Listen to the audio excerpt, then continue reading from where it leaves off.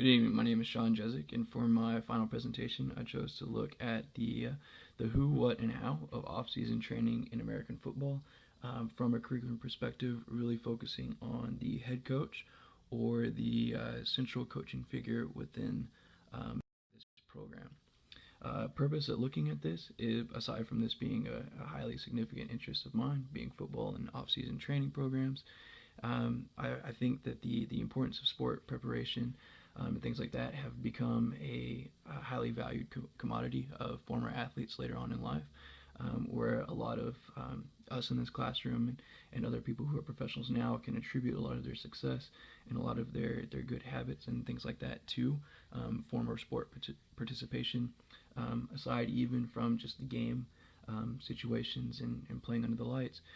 People look to their ability to prepare, aspects of delayed gratification and leadership modeled by coaches to their former sports days. And so I thought this was an important topic to think about when addressing sport.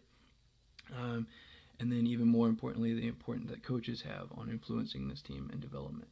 I chose to look at this from three different areas as far as who are you as a coach within the off-season training program, what are you doing, and how are you doing it. So as far as the who you are as a coach, we often hear about coaches referred to by their coaching style.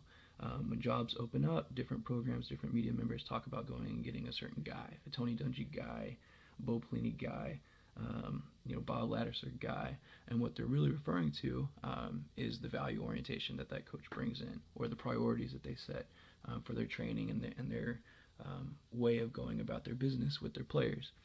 Value orientations is something that we looked at from a physical education standpoint at the beginning of the semester, so I'm not going to dive into this too much. But within my paper, I looked at researcher Warren Frawley, who really took some of those value orientations and put them more into the sport perspective as far as what coaches and how they were addressing those different things. And so again, those value orientations that we've talked about before, learning process, social reconstruction, self-actualization, ecological validity, and discipline mastery, were very similar to those ways of thinking that we talked about. And for the purpose of this presentation, I really focused on the discipline mastery aspect of it and the training and the functional movements of muscles within the off-season program. And so what that is and the what of what you're doing in an off-season training program is the training and periodization, and I focused a lot on what goes on in the weight room because that's a significant emphasis of mine and American football. So within this, there are two kind of main trains of thought, being linear periodization and non-linear periodization of the strength programs.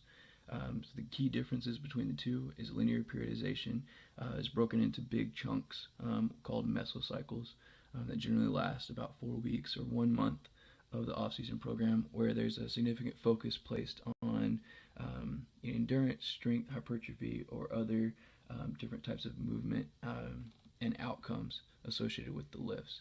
And so the big thing within linear periodization is coaches who go this route want their players to peak within one of these certain focus groups just prior to an athletic season. So for example, an American football coach who wants their players to be big and strong might design a linear periodization program with strength or hypertrophy being the last focus so that their players have bigger muscles or stronger muscles just prior to the athletic season.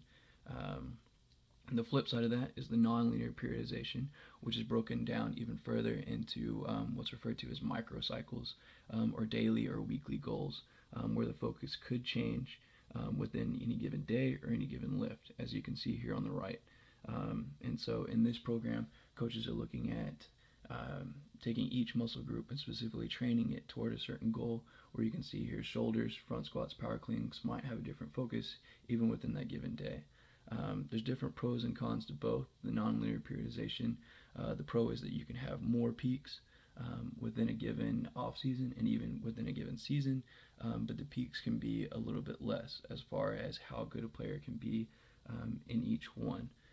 Burnout is also a little bit less than non-linear periodization because, as you can see, there's a few more lifts associated with it, a few more training goals associated with it as well.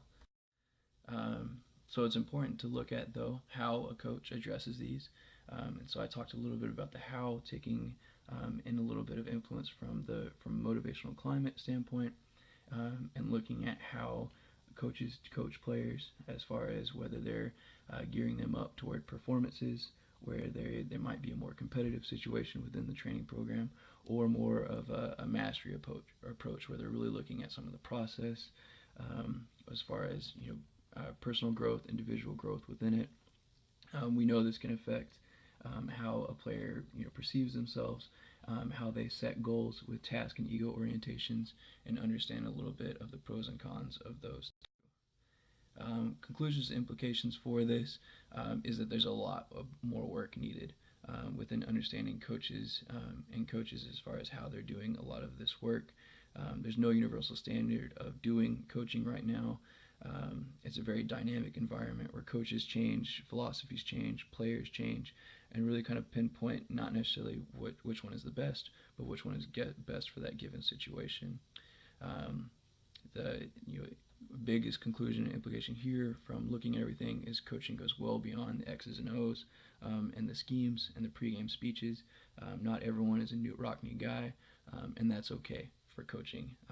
And it's important to look at further research to really find out what is the best fit for that situation is more important than a holistic view of what is important for everyone.